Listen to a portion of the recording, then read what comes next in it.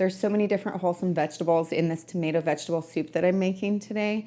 It's like kind of like V8, although, yeah, actually, there are 8 vegetables in it. In preparing the vegetables for this juice, I first quartered my tomatoes. I chopped up my spinach. This one was actually kind of funny because I had to go outside to get it out of my garden, but we had a freak snowstorm today, so I had to dig through 8 inches of snow in order to get my spinach. I also chopped up parsley, and I used the food processor for my carrots, my celery, my onions, my beets, and my green peppers. I begin by putting 15 pounds of tomatoes in my pot. I then do 1 cup of spinach, half a cup of carrots, half a cup of celery, third a cup of onions, a third a cup of beets, half a cup of parsley, and half a cup of green peppers. All the different colors and the variety in here is pretty amazing. It's packed full of nutrients. So the next step that we do is we'll put it on the stove and we'll bring it to a simmer for approximately 20 minutes. What I want is all of the vegetables to be nice and soft.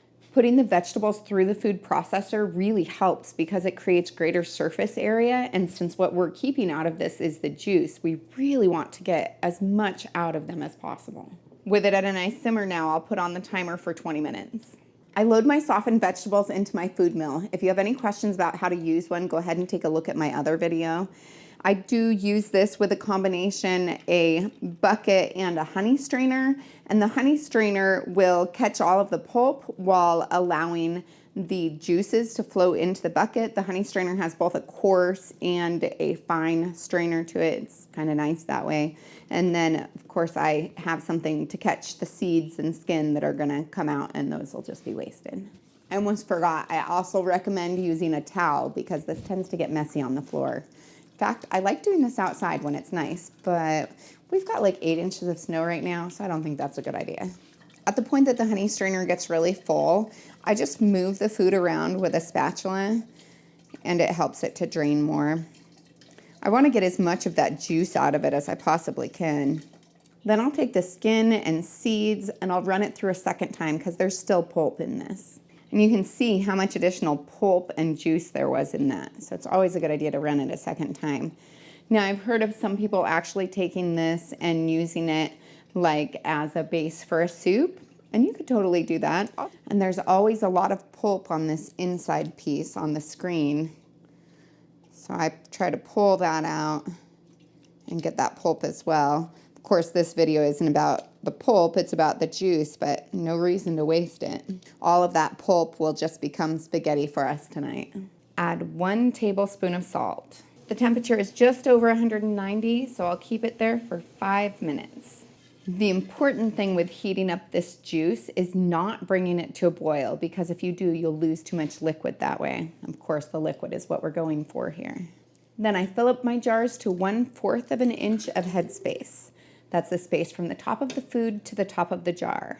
Now I'm gonna leave just a little bit of extra space to put lemon juice in, because I need to put 2 tablespoons of lemon juice in each of these jars. So I'm actually only going to like 3/4 of an inch of headspace, and then I can add more juice later. Maybe even 1 inch. Now I'll add my lemon juice, 2 tablespoons for each jar. And that just gets the acidity level up to a point where I can boiling water bath it instead of having to pressure can it. And it adds a little bit of a sour zing to it. I kind of like it. Then I use a clean damp cloth to wipe off the rim. If there's any juice on there, it can interfere with the seal when you go to put the lids on. Then I put the lids on and do the rings fingertip tight. That just means that you're not putting them on super tight, but they're not super loose either. Just with your fingers instead of doing your whole hand. I'll then load them into my boiling water bath, and I'll process them for 40 minutes if I'm at sea level. I'm at 1,200 feet, so I'm gonna go for 45.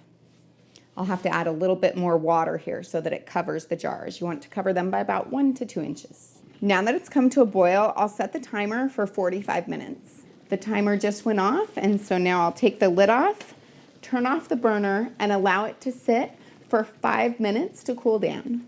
My tomato vegetable juice is all done, and it is a good thing because I still need to make cheese tonight and it's already getting a little bit later. So I'll put these on the cloth 1 to 2 inches apart, and that'll allow them to cool down well. And I'll let them just sit for 24 hours to make sure that the seal is really nice. After that point, I'll remove the ring and use hot soapy water to wash it off, and I'll store it in a cool, dry place. Generally speaking, canned goods are best in the first 3 years.